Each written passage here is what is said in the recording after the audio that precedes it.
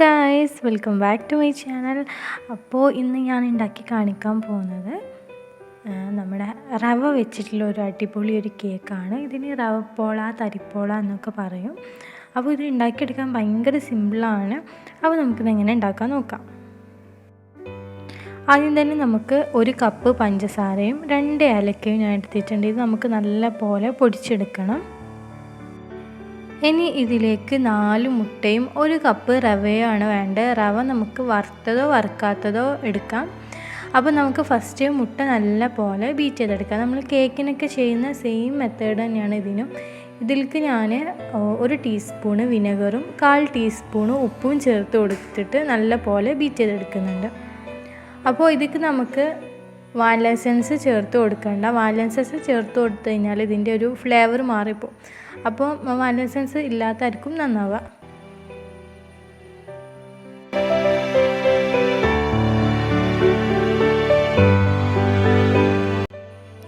അപ്പോൾ നമ്മൾ മുട്ട നല്ല പോലെ ബീറ്റ് ചെയ്തെടുത്തിട്ടുണ്ട്. ഇനി നമുക്ക് ഇതിലേക്ക് പൊടിച്ച് വെച്ചിട്ടുള്ള പഞ്ചസാര ഇട്ട് കൊടുക്കുക. അപ്പോൾ നമ്മൾ നേരത്തെ ഏലക്കയും പഞ്ചസാരയും പൊടിച്ച് വെച്ചില്ല, അതാണ് നമ്മൾ ചേർത്ത് കൊടുക്കുന്നത്.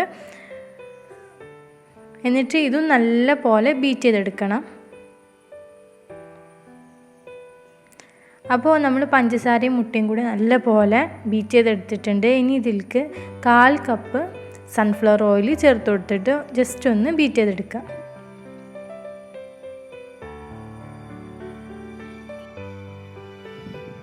ഇനി ഇതിലേക്ക് നമുക്ക് റവ ചേർത്ത് കൊടുക്കാം.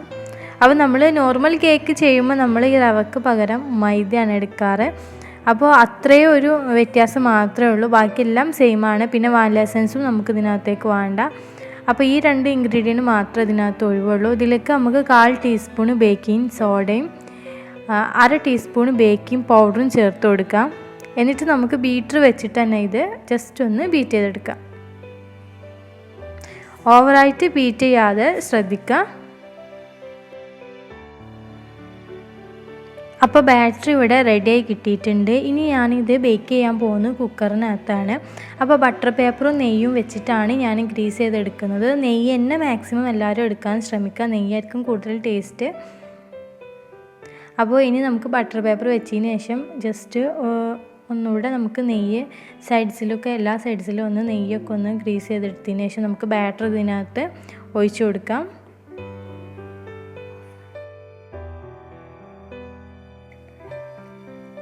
അപ്പോൾ ബാറ്റർ കുക്കറിൽ ഒഴിച്ചു കൊടുക്കുന്നതിന് മുന്നേ നല്ല പോലെ മിക്സ് ചെയ്തെടുക്കുക. കാരണം റവ ആയതുകൊണ്ട് ഈ ബാറ്ററിൻ്റെ അടിയിൽ പോയിട്ട് കിടക്കാനായിരിക്കും ചാൻസ്. അപ്പോൾ നല്ല പോലെ മിക്സ് ചെയ്തിട്ട് വേണം കുക്കറിനകത്ത് ഒഴിച്ചു കൊടുക്കാൻ. അപ്പോൾ ബാറ്ററി ഞാൻ കുക്കറിനകത്ത് ഒഴിച്ചു കൊടുത്തിട്ടുണ്ട്. ഇനി നമുക്കിത് അടച്ച് വെക്കാം. അപ്പോൾ ഈ വിസിൽ ഒഴിവാക്കി എടുക്കണം കേട്ടോ. അപ്പോൾ ഈ ഒരു ടൈമിൽ ഞാൻ ഗ്യാസ് സ്റ്റോപ്പിൽ ഒരു പാന് ജസ്റ്റ് ഒന്ന് ചൂടാക്കി എടുത്തിട്ടുണ്ട്. ഇതിൻ്റെ മേലെയാണ് നമ്മൾ കുക്കർ വെച്ച് കൊടുക്കുന്നത്. അപ്പോൾ കറക്റ്റ് 25 മിനിറ്റ് ആയപ്പോഴത്തേക്കും എൻ്റെ തരിപ്പോള റെഡിയായി വന്നിട്ടുണ്ടായിരുന്നു. അപ്പോൾ ഞാൻ 20 മിനിറ്റ് ആയപ്പോൾ ജസ്റ്റ് ഒന്ന് ചെക്ക് ചെയ്ത് നോക്കിയിട്ടുണ്ടായിരുന്നു റെഡി ആയിട്ടുണ്ടോ ഇല്ലയോ എന്ന്. അപ്പോൾ റെഡി ആയിട്ടുണ്ടായില്ല. പിന്നെ ഞാൻ വീണ്ടും ഒരു 5 മിനിറ്റും കൂടെ വെച്ചിട്ടാണ് ബേക്ക് ചെയ്തെടുത്തിട്ടുണ്ടായിട്ടുള്ളത്. അപ്പോൾ നിങ്ങൾ 20 മിനിറ്റ് കഴിയുമ്പോൾ ജസ്റ്റ് ഒന്ന് ചെക്ക് ചെയ്ത് നോക്കുക റെഡി ആയിട്ടുണ്ടോ ഇല്ലയെന്ന്. അതിനനുസരിച്ച് നിങ്ങൾ വീണ്ടും ബേക്ക് ചെയ്യുക.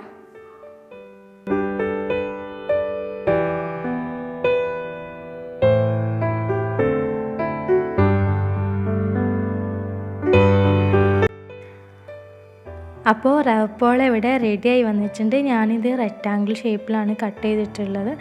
അപ്പോൾ ഞാൻ കട്ട് ചെയ്യുന്ന വീഡിയോ ഒന്നും എടുത്തത് മിസ്സായിപ്പോയി, അതാണ് ഞാനിതിനകത്ത് അപ്ലോഡ് ചെയ്യാറുണ്ട്. അപ്പോൾ നിങ്ങൾക്ക് ഈ ഒരു റെസിപ്പി ഇഷ്ടമായിട്ടുണ്ടെങ്കിൽ എന്തായാലും ട്രൈ ചെയ്യുക. നമ്മുടെ കട്ടൻ ചായയുടെ കൂടെ നല്ല അടിപൊളിയാണ്. അപ്പോൾ ഇത് ഇങ്ങനെ ഒരു 4 ദിവസം ഇതുപോലെ കേട് വരാണ്ട് നമുക്ക് നമ്മുടെ റൂം ടെമ്പറേച്ചറിൽ നിൽക്കും. പിന്നെ അതിന് ശേഷം നമുക്ക് ഫ്രിഡ്ജിനകത്ത് സൂക്ഷിച്ച് വെച്ചാൽ, പക്ഷേ അത്രയും ടൈമൊന്നും നിൽക്കില്ല. ഇതിൻ്റെ ടേസ്റ്റ് കൊണ്ട് തന്നെ എല്ലാവരും കഴിച്ചു പോകും. അപ്പോൾ എല്ലാവരും ഇത് ട്രൈ ചെയ്യുക.